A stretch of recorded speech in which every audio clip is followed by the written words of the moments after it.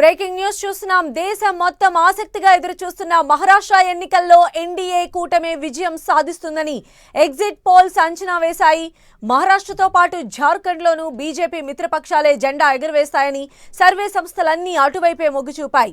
మహారాష్ట్రలో మహాయుతికే ప్రజలు పట్టం కడతారని మెజార్టీ ఎగ్జిట్ పోల్స్ అంచనా వేయగా, జార్ఖండ్ ప్రజలు ఎన్డీఏ జట్టుకే జై కొట్టినట్లు చెబుతున్నాయి. ఈ ఎగ్జిట్ పోల్స్ తో బీజేపీ మిత్రపక్షాల్లో జోష్ నిండగా, ఇవన్నీ తప్పుడు అంచనాలంటూ ఎగ్జిట్ పోల్స్ చర్చలను కాంగ్రెస్ నేతలు బాయ్కాట్ చేశారు. మహారాష్ట్ర ఎగ్జిట్ పోల్స్ ఎన్డీఏకు పట్టం కట్టాయి. ఈసారి కూడా ప్రజలు అధికార పార్టీనే గెలిపించబోతున్నారని తేల్చాయి. పీపుల్స్ పల్స్ సర్వే ఎన్డీఏకు 175 నుంచి 195, ఎంవీఏ 85 నుంచి 112 సీట్లు వస్తాయని తెలిపింది. ఎన్డీఏకు 137 నుంచి 157, ఎంవీఏకు 126 నుంచి 146 సీట్లు వస్తాయని పీ మార్క్ ప్రకటించింది. మరిన్ని అప్డేట్స్ మా ప్రతినిధి గోపి మనకు అందిస్తారు. గోపి, సంధ్య, మహారాష్ట్ర అలాగే జార్ఖండ్ ఈ రెండు రాష్ట్రాల అసెంబ్లీ ఎన్నికల పోలింగ్ ముగిసింది. రెండు రాష్ట్రాల్లో కూడా సుమారు 60% పైగా పోలింగ్ శాతం అనేది నమోదు కావడం జరిగింది. ఎంతో ఉత్కంఠభరితంగా ఎన్నికల ప్రచారాలు, బహిరంగ సభలు, కీలక హామీలు, సంక్షేమ పథకాలు వీటన్నిటితో ముఖ్యంగా ఒకరిపై ఒకరు విమర్శనాస్త్రాలతో ఇటు ఎన్డీఏ కూటమి అలాగే ఇండియా కూటమి తరఫున ప్రధానంగా ఇటు జార్ఖండ్ లో ఇటు ఇండియా అలయన్స్ లో భాగంగా పోటీ చేశాయి విపక్షాలు. అలాగే ఎన్డీఏ అలయన్స్ లో భాగంగా బీజేపీ అలాగే ఎల్జేపీ, ఇతర పార్టీలు జేడీయూ, అక్కడున్న స్టూడెంట్స్ యూనియన్ పార్టీ కలిసి పోటీ చేయడం జరిగింది. ఇక మహారాష్ట్రలో మహావికాస్ అఘాడీ, మహాయుతి కూటమిలు ప్రధానంగా ఇటు ఎన్నికల బరిలో నిలిచిన పరిస్థితి ఉంది. సో రెండు రాష్ట్రాల్లో కూడా ఇటు ఎన్డీఏదే విజయం అన్నట్లుగా ఎగ్జిట్ పోల్ సర్వే అంచనాలను వెల్లడించడం జరిగింది. మ్యాజిక్ ఫిగర్ ను దాటి ముఖ్యంగా మహారాష్ట్రలో మ్యాజిక్ ఫిగర్ 145, సో దీన్ని దాటి 180 ప్లస్ కూడా కొన్ని సర్వే సంస్థలు ఇటు మహాయుతి కూటమికి సర్వే అంచనాలు వెల్లడించడం జరిగింది. ఇటు జార్ఖండ్ లో కూడా 42 మ్యాజిక్ ఫిగర్, కానీ ఇక్కడ కూడా సింగిల్ లార్జెస్ట్ పార్టీగా బీజేపీకే సుమారు 45 నుంచి 50 స్థానాల వరకు కూడా అక్కడ విజయం సాధిస్తుంది. బీజేపీ సింగిల్ లార్జెస్ట్ పార్టీగా ఎన్డీఏ కూటమిలో భాగంగా ఇంకా అధిక స్థానాలు వస్తాయని చెప్పి సర్వే సంస్థలు ఇటు టుడేస్ చాణిక్య కానీ అలాగే పీపుల్ పల్స్ కానీ అలాగే కేకే సర్వే సంస్థ కానీ CN19 ఈ విధంగా జాతీయ స్థాయి పోల్ సర్వే సంస్థలన్నీ కూడా ఎన్డీఏకే పట్టం కట్టిన పరిస్థితి. హర్యానా ఎన్నికల ఫలితాల విషయంలో ముఖ్యంగా ఎగ్జిట్ పోల్స్ అంచనాలన్నీ కూడా పూర్తిగా తారుమారయ్యాయి. మరి ఇవి ఎగ్జిట్ పోల్స్ ఎంతవరకు ఎగ్జాక్ట్ పోల్స్ అవుతాయనేది 23వ తేదీ ఫలితాలు ఓట్ల లెక్కింపు సందర్భంగా మనకు తెలిసే అవకాశం ఉంది. చాలా కీలక ఫ్యాక్టర్స్ ఈ రెండు రాష్ట్రాల ఎన్నికల్లో ఇటు ప్రధాన పార్టీలన్నీ కూడా ప్రచారం చేసిన పరిస్థితి. రిజర్వేషన్ల అంశం కానీ, కులగణన అంశం కానీ, అలాగే ఉద్యోగ కల్పన, సంక్షేమ పథకాలు,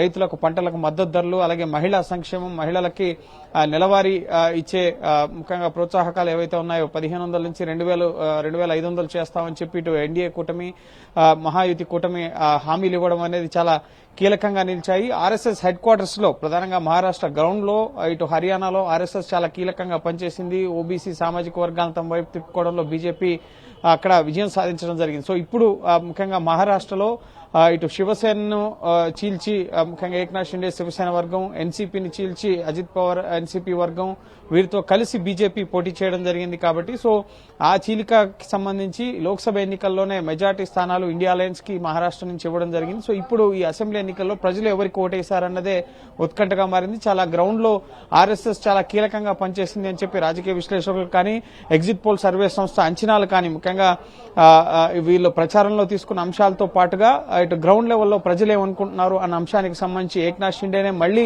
సీఎం కావాలని చెప్పి 35% ప్రజలు ముఖ్యంగా అక్కడ గతంలో ముఖ్యమంత్రిగా పనిచేసిన దేవేంద్ర ఫడ్నవీస్ 11% ముఖ్యమంత్రిగా ఉండాలని కోరుకుంటే, ఇటు ఉద్దవ్ ఠాక్రే 25% కోరుకుంటే, దాన్ని మించి ఏక్నాథ్ షిండే శివసేనను చీల్చిన ఏక్నాథ్ షిండేనే మళ్లీ ముఖ్యమంత్రి కావాలని చెప్పి మెజార్టీ ప్రజలు కోరుకుంటున్నారని చెప్పి కూడా ఎగ్జిట్ పోల్ సర్వే సంస్థలు అంచనా వేసిన పరిస్థితి ఉంది.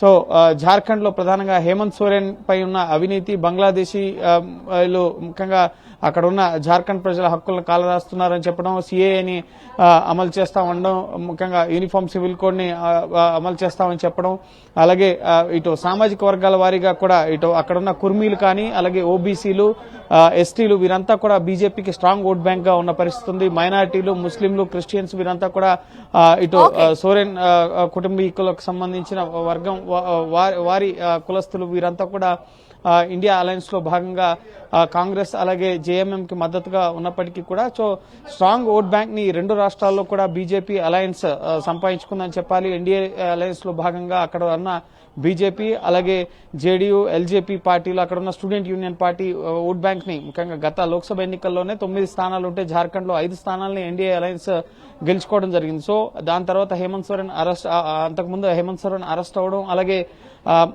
చంపాయ్ సోరెన్ ని ముఖ్యమంత్రి చేసి మళ్లీ ఆయన రాజీనామా చేసి మళ్లీ హేమంత్ సోరెన్ ముఖ్యమంత్రి అవ్వడం సో ఇవన్నీ కూడా అక్కడ ఇంపాక్ట్ చూపించిన అంశాలుగా ఉన్నాయి. అలయన్సెస్ లో భాగంగా ఇటు మహా వికాస్ అఘాడీ కానీ అక్కడున్న జార్ఖండ్ లో ఇండియా కూటమి అలయన్స్ కానీ గ్యారంటీ స్కీమ్స్ ని ప్రజల్లోకి తీసుకెళ్లడం జరిగింది. కానీ గ్యారంటీ స్కీమ్స్ హర్యానాలో పారని పరిస్థితి, కర్ణాటక ఇటు తెలంగాణలో గ్యారంటీ స్కీమ్స్ తెలంగాణలో ముఖ్యంగా కాంగ్రెస్ అధికారంలోకి తీసుకొచ్చేందుకు ఉపయోగపడినా కూడా ఉత్తరాది రాష్ట్రాల్లో మాత్రం ఈ గ్యారంటీ స్కీమ్స్ అనేవి పనిచేయలేదని చెప్పాలి. సో చూడాలి ఈ ఎగ్జిట్ పోల్ అంచనాలు ఎంతవరకు ఎగ్జాక్ట్ పోల్స్ అవుతాయనేది చాలా కీలక అంశాలను ప్రజల్లోకి అయితే ప్రధాన కూటములు తీసుకెళ్లడం జరిగింది. సో 23వ తేదీ ఓట్ల లెక్కింపు అనేది జరుగుతుంది. ఆ రోజే ముఖ్యంగా ఈ ఎగ్జిట్ పోల్స్ అంచనాలు ఎంతవరకు నిజమవుతాయి, హర్యానాలో పూర్తిగా వైఫల్యం చెందే ఎగ్జిట్ పోల్స్ అంచనాలు అనేవి సో చూడాలి ఈ రెండు రాష్ట్రాల్లో ఎంతవరకు ఇవి ఎగ్జాక్ట్ పోల్స్ గా నిలుస్తాయనేది. రైట్ గోపి.